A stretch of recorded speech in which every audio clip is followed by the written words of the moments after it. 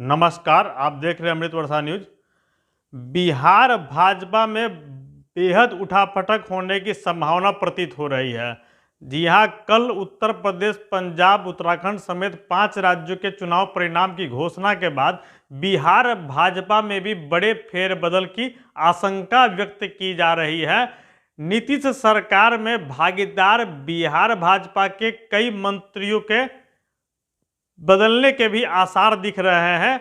भाजपा खेमे से प्राप्त जानकारी के मुताबिक चर्चा इस बात की भी हो रही है कि बिहार के दोनों उप मुख्यमंत्री तारकिशोर प्रसाद एवं रेणु देवी को भी भाजपा हाईकमान बदल सकती है।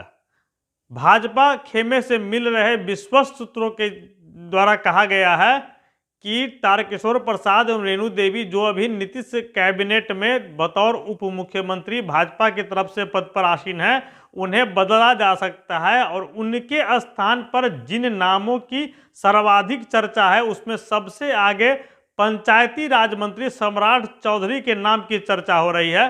सम्राट चौधरी भाजपा में फिलहाल बेहद चर्चित हैं और कुशवाहा समाज से एक बड़े चेहरे माने जाते हैं। और सम्राट चौधरी कई दफा अपने बयानों से नीतीश सरकार के लिए ही फजीहत खड़ी कर चुके हैं। दरअसल बिहार भाजपा बिहार सरकार में जदयू के साथ गठबंधन में ज़्यादा हावी हो सके, इस दिशा में नई नीति बनाई जा रही है भारतीय जनता पार्टी के रणनीतिकारों के तरफ से। केंद्र में आला कमान भी चाहता है कि बिहार में भाजपा ज़्यादा मजबूत हो, और चूंकि विधानसभा में संख्या बल ज़्यादा है इसलिए सरकार में भाजपा ज़्यादा पावरफुल रहे।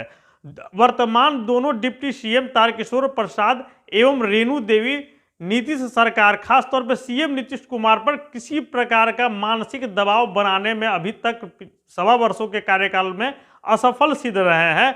हालांकि उप मुख्यमंत्री रेणु देवी के बयान कई बार नीतीश सरकार के नीतियों से इतर नजर आए हैं, लेकिन इसके बावजूद दोनों डिप्टी सीएम नीतीश कुमार तथा उनके करीबियों पर दबाव बनाने में सक्षम साबित नहीं हो सके हैं। इसलिए भारतीय जनता पार्टी अब ऐसे 2 नए चेहरे को उप मुख्यमंत्री की कुर्सी दे सकती है जो नीतीश सरकार पर और जदयू पर हावी होने का काम कर सके, जिसमें सम्राट चौधरी के अलावा 2 अन्य नामों की चर्चा हो रही है। उसमें एक जीवेश मिश्रा, जो नीतीश सरकार में श्रम संसाधन मंत्री हैं, दूसरा दरभंगा से विधायक डॉक्टर संजय सरावगी हैं। जीवेश मिश्रा भी चर्चित हैं, उभरते ब्रांड हैं, और जीवेश मिश्रा को डिप्टी सीएम का पद भाजपा देती है तो सवर्ण तुष्टीकरण कुछ हद तक भाजपा का सफल बिहार में साबित होगा। चूंकि अभी दोनों ही डिप्टी सीएम अति पिछड़े समाज से हैं, इसलिए जीवेश मिश्रा के बतौर सवर्ण कोटे से उप मुख्यमंत्री बनने की एक संभावना व्यक्त की जा रही है। और रही बात डॉक्टर संजय सरावगी की, तो चूंकि दोनों डिप्टी सीएम के बदले जाने से वैसे वोट बैंक पर असर नहीं पड़े, इसलिए डॉक्टर संजय सरावगी के नाम पर भी चर्चा की जा रही है।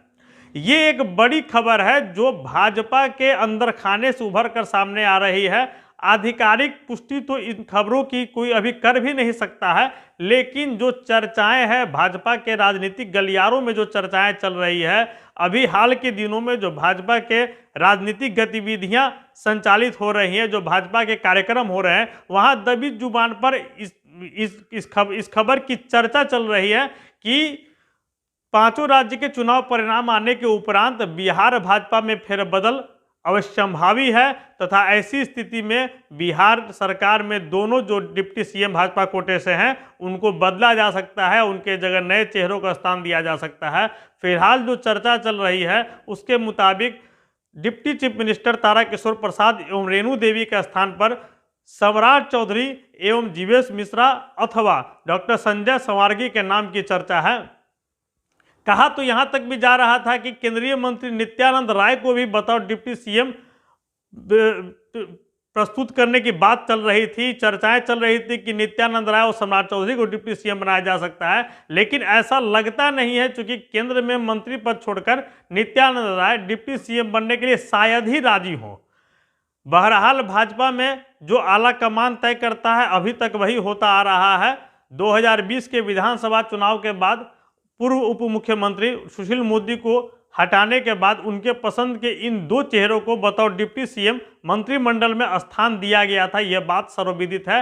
लेकिन 1.25 वर्षों के कार्यकाल पूरे हो जाने के बाद इस बात की आशंका प्रकट की जा रही है कि अब दोनों डिप्टी सीएम समेत भाजपा के कई अन्य मंत्रियों के विभागों के बदलाव हो सकता है अथवा कई अन्य मंत्रियों की मंत्रिमंडल से छुट्टी भी हो सकती है। आप देखते रहिए अमृत वर्षा न्यूज। धन्यवाद।